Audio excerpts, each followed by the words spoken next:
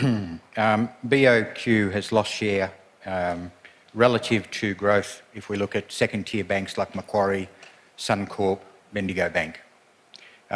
Your aspirational customer care metrics of Net Promoter Score, highlighted page 13 in your annual report, provides limited value as it fails to weigh long-standing and serious cases, scores, with simple customer comments. Net Promoter Score is seriously gamed by staff and remains unaudited.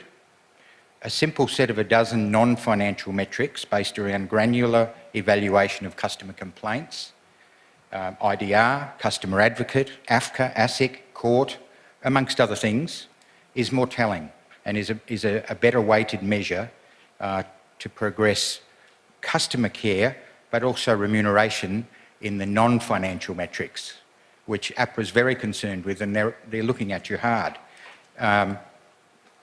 Professor Elizabeth Sheedy at Macquarie University agrees with me that Net Promoter Score is not a good gauge. So I was fortunate to talk to Director Ms Penrose before, and I appreciated that she approached me and we had a chat about that. But, and she mentioned that there are other metrics that you look at. I've raised Net Promoter Score. It's a pet topic of mine at many AGMs, and invariably it's like, well, thank you, Mr Caulfield, Net Promoter Score is one of a number of things that we look at. But the way you publish it in the annual report, you're elevating it. Now, I'm not saying your Net Promoter Score is good at the moment. It's not. It's an aspirational, but I'm saying take away the aspirational, look at different metrics to really get BOQ back on track. Because if you measure Net Promoter Score, it might mislead you.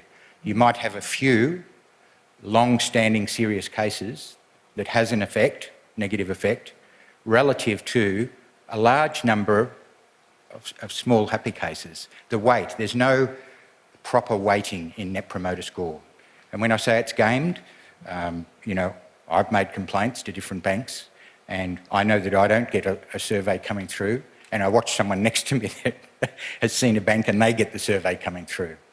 So it's recognised in university studies that it is gamed. So if it's not audited, it can be gamed, it's not a fair reflection. I'm not saying eliminate it, you might keep it, but it needs to be weighted much lower and balanced within other metrics, please.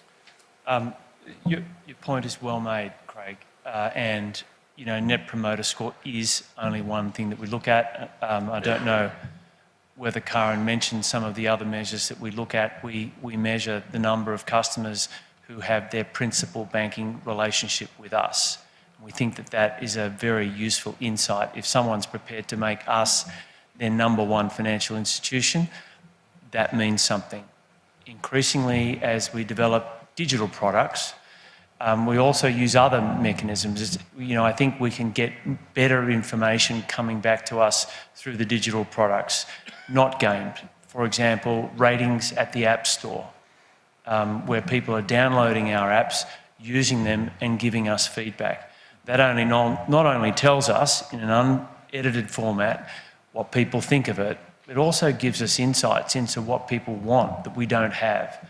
So, you know, I think your point is well made. Net Promoter Score, I don't believe that our staff are gaming our Net Promoter Scores. The staff don't fill the forms out. And we seek to improve our Net Promoter Score, and it's not where we want it to be. It needs to improve, but we are using a number of measures. I think that is the only way to do it in the future, to use an amalgam of measures to get a better sense of what our clients think of us. Thank you. Thank you.